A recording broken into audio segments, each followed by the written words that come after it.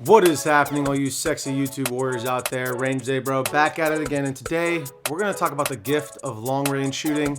Let's get into it.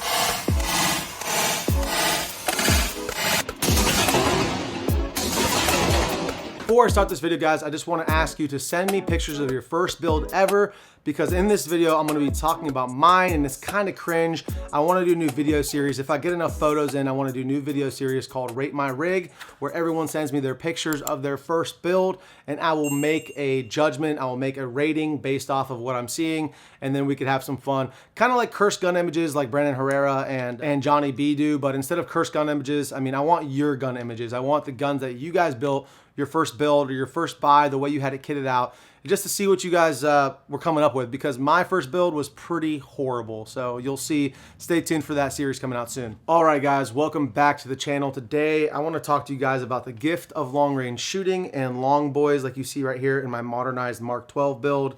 It's not really a Mark 12, but for all you cloners out there, but it's my version of it. It's got better parts, more modern parts on it, but that's besides the point. What I wanted to talk to you guys today about was, when I first started building ARs and going shooting and whatnot, I always wanted shorter guns. In fact, a bit of a confession I have to make is the first AR I ever built was a 7.5 inch 5.56 AR-15 with Aero Precision parts, upper, lower, handguard, and an Odin Works 7.5 inch stainless steel barrel.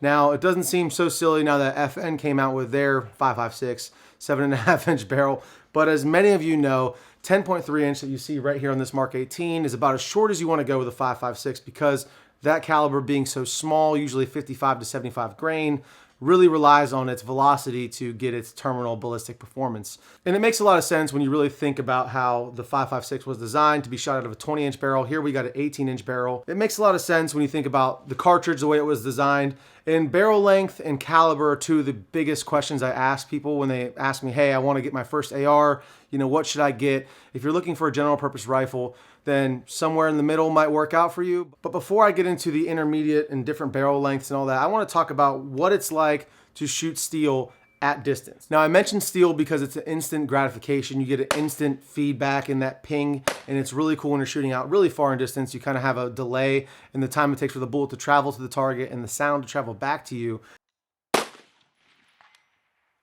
And so that's one of the things that I didn't really understand and have the privilege of knowing until later on in my gun career. The video, although we're gonna be talking about guns, it has a lot more to do with finding a place where you can actually go and shoot at longer distances, because that is one of the biggest challenges for most Americans. Now I go to a place called RPR Ranch, and Andrea, who kind of runs the show over there, she's an amazing person, just salt of the earth person.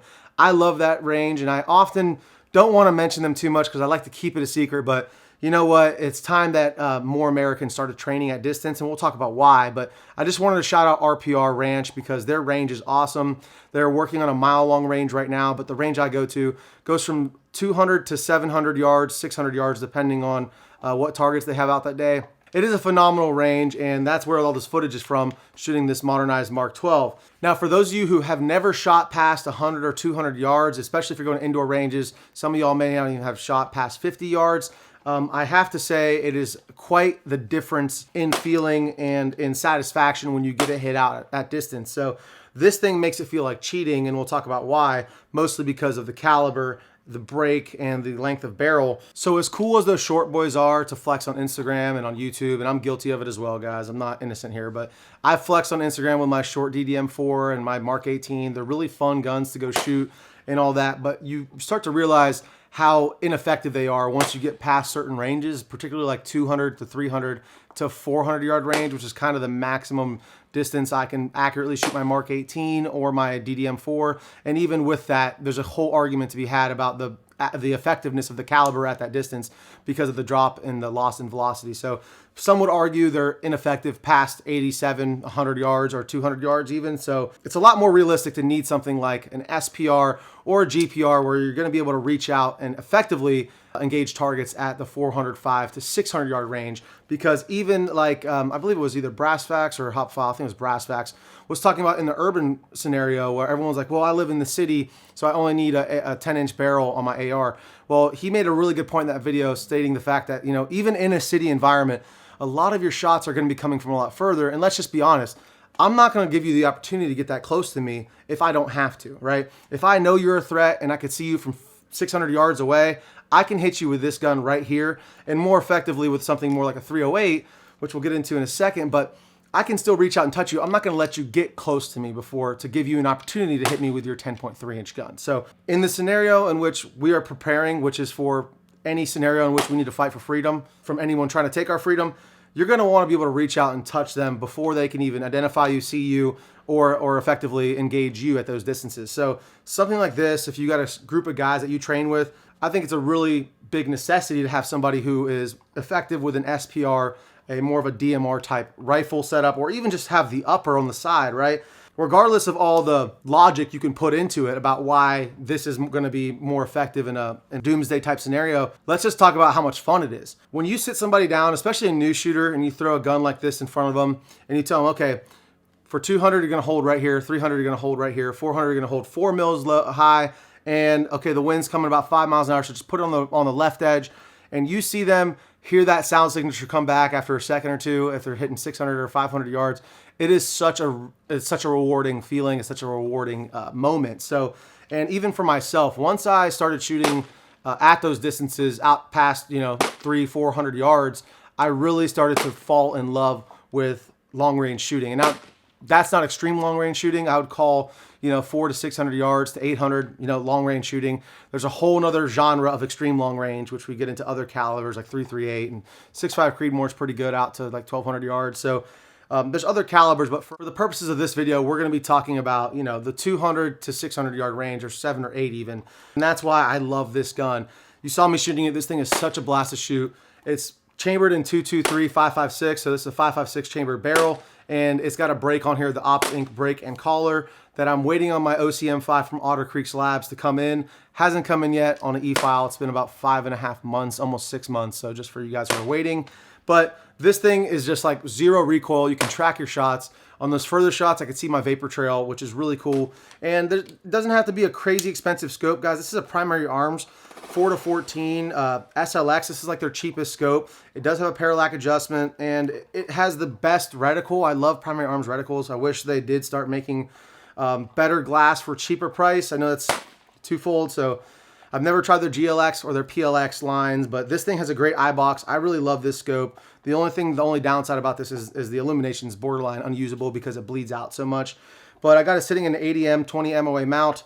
Do you need a 20 MOA mount? No. For those of you who don't know, 20 MOA mounts just angle the scope down 20 MOA, so you have more adjustment range. If you're dialing with this type of drop and this type of reticle, I'm not dialing anyways, but I figured I'd get this mount just in case I wanted to change out the scope later, put it on a different gun, something like that. But got a Geissele Mark 8 handguard and some rail scale panels up here, and then also the MBUS Pro offset folding iron sights, backup iron sights here for my offset canters. Those guys who like to shoot offset. Just a little extra precaution in case the scope goes down or I need to shoot something more up close and personal. But it's all sitting on an Aero Precision upper, BCM bolt carrier group, PRI gas buster charging handle, silencer co lower with a Geissele GS2 trigger, radiant selector, K2 grip, Law Tactical folding stock, and a B5 SOP mod stock, which is one of my favorites for the cheek weld. With the Law Tactical folder, it allows you to actually get this thing down to a pretty decent sized package, so it could fit in a shorter range bag or a bigger book bag for that matter. And I forgot to mention the Magpul bipod, which makes things a lot easier. And finally, for those of you who don't know,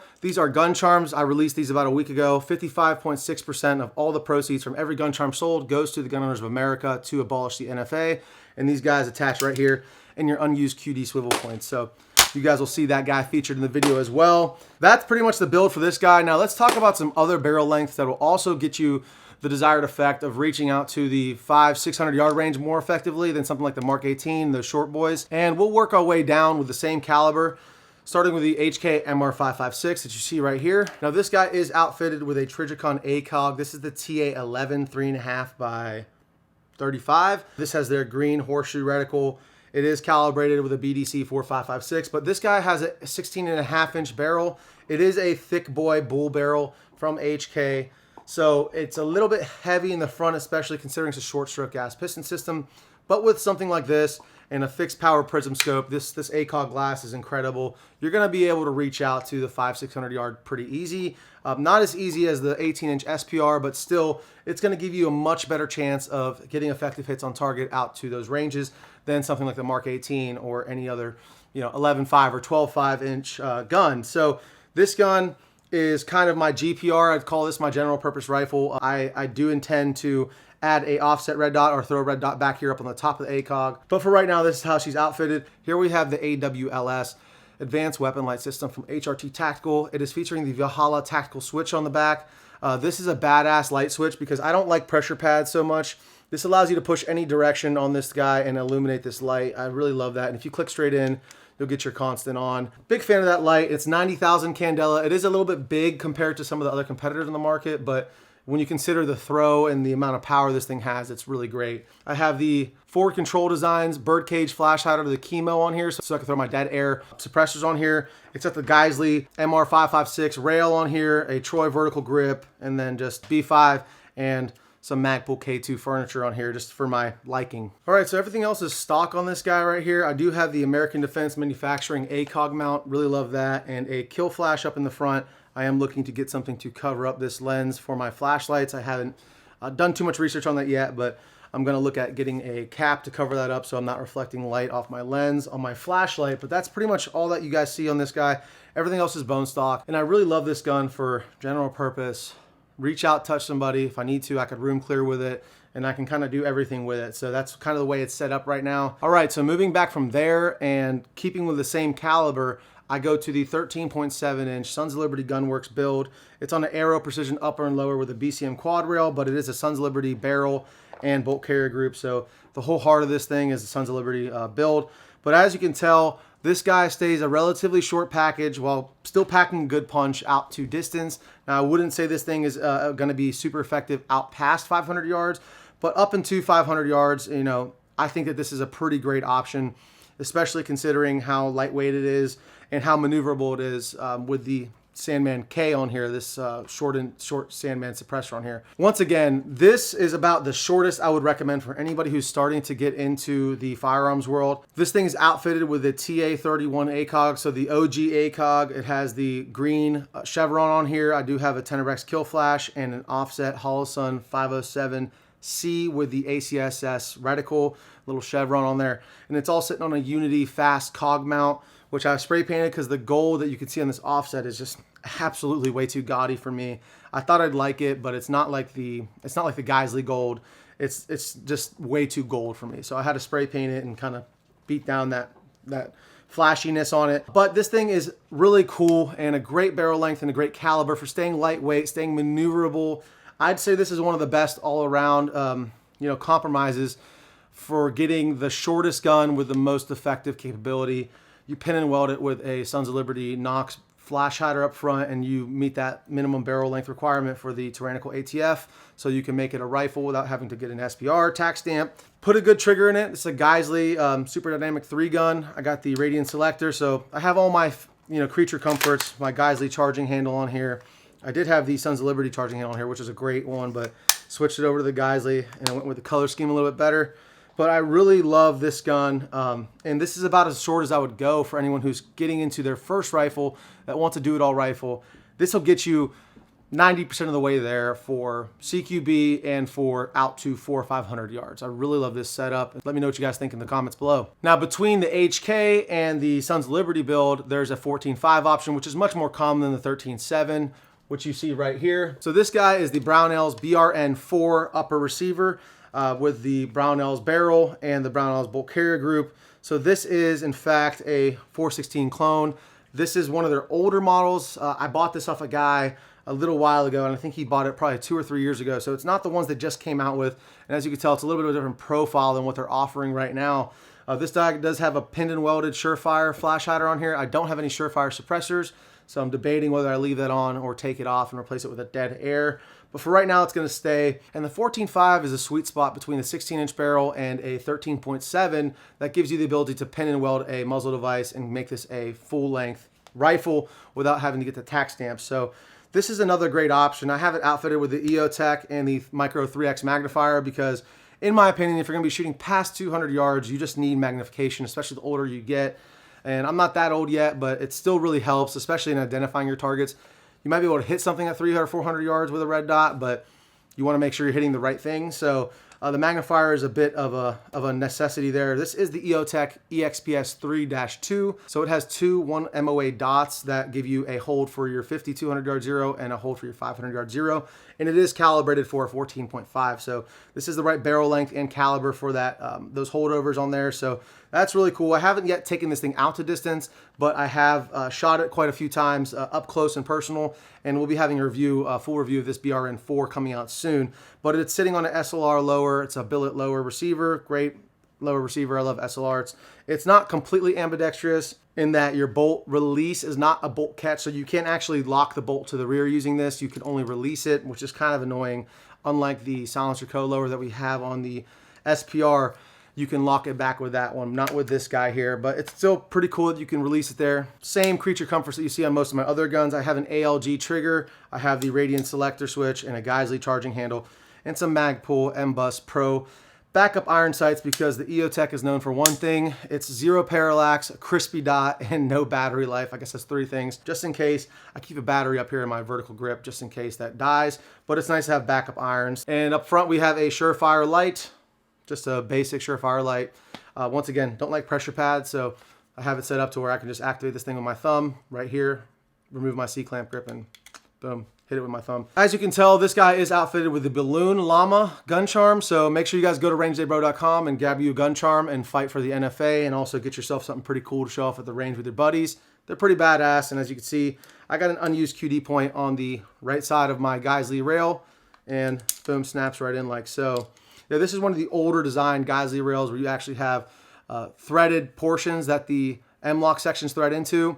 I just love this look. It's a great classic look. And with a shorter handguard, being that this is a short stroke gas piston system, it does allow me to reduce a little bit of the weight off the front of the gun and make it feel more balanced. A really big fan of this gun. We'll be having a full review come out soon on this. Now that we're done with 5.56 calibers, let's move on to the 308. All right, so as much as every inch matters on 5.56, the same goes for 308. Here we have the SCAR 17 SCAR Heavy. You guys have seen this on the channel. I do have some updates for you as far as the screws and how big of a shit show this was when I shot this thing suppressed without the carburetor on it.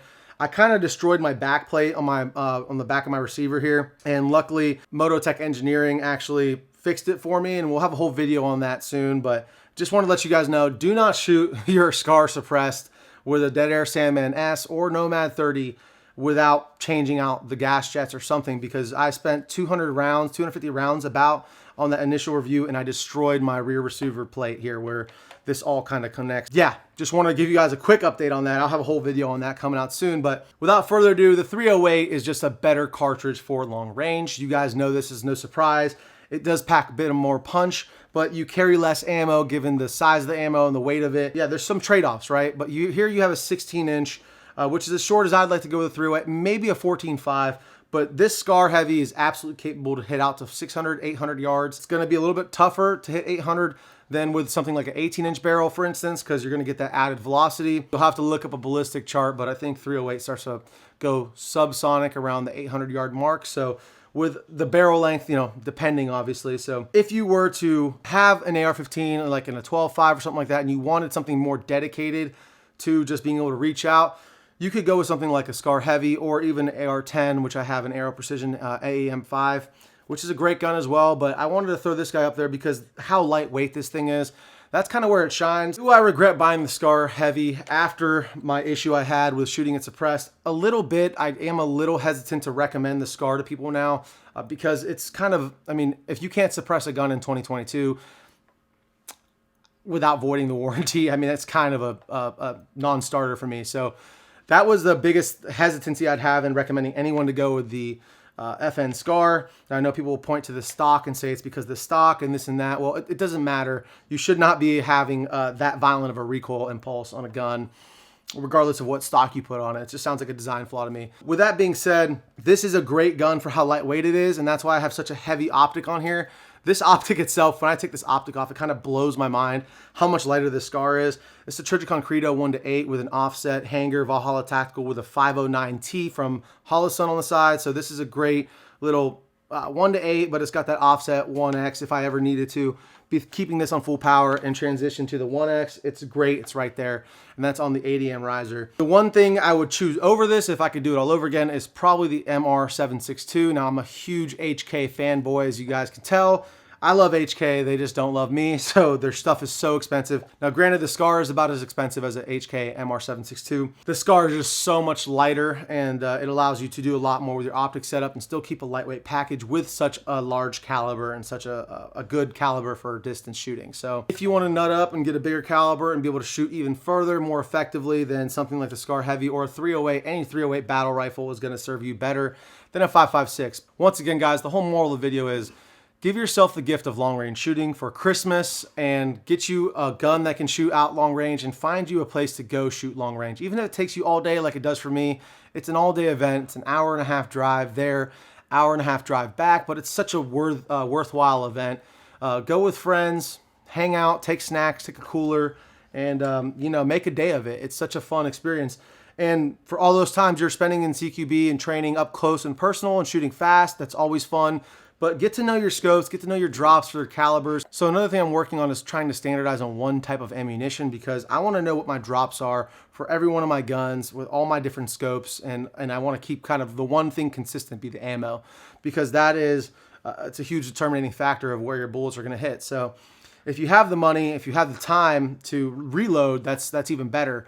But if you don't, like me, then picking one good factory load and just kind of sticking with it is the next best option. Well, all right, guys, that's going to wrap up the video for today. Once again, I just wanted to give you guys my opinion and let you know about some of the mistakes I made early on, which was chasing that shorter, cooler gun and not really thinking about what is going to be most effective at distance, at range, and get me hits on target. And so something like this that is not quite so cool, or even a 20-inch M16, you know, a lot of guys like those for the nostalgia, but they do still serve a purpose in a real life role. And I know a lot of modern calibers, a lot of modern ammo make up for some of the shorter barrel lengths, but it's really cool to be able to grab a box of just some standard M193 and go out and hit targets out to range. And that's exactly what I did with this guy right here.